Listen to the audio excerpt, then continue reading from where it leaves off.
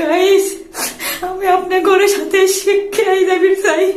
আপনারা এটা সাক্ষী, এই ভিডিও দিয়ে আমার সাথে যারা এই অন্যায় করছে তা করে আপনারা উপযুক্ত শাস্তি দিয়েন। আমি এই কথা আর নিজের মধ্যে রাখতে পারতেছিলাম না।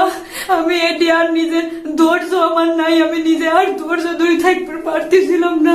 আমি জীবনেও কোনোদিন ভাবিনি আমার সাথে আজকে এটা ঘটতে পারে। আমি আজকে কি বলবো, আমার বলার মতো কোনো ভাষা নাই। আপনি ঘরের কাছে খালি আমার একখানি বিচার, একখানি অনুরোধ, আমার সাথে যারা এই অন্যায়টা করছে গায়ে তা করে আপনারা যথেষ্ট পরিমাণে উপযুক্ত শাস্তিটা দিয়ে।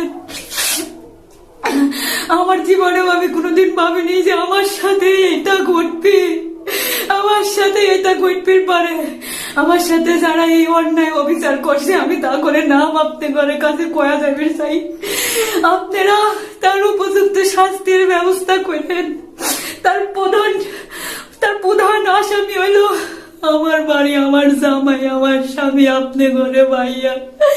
আপনারা সকলেই চেনেন এনার আকাশ, ওই হইল এর জন্য একমাত্র বড় আসামি। এর পরবর্তীতে আমার শ্বশুর শাশুড়ি সকলে এর সাথে জড়িত রয়েছে।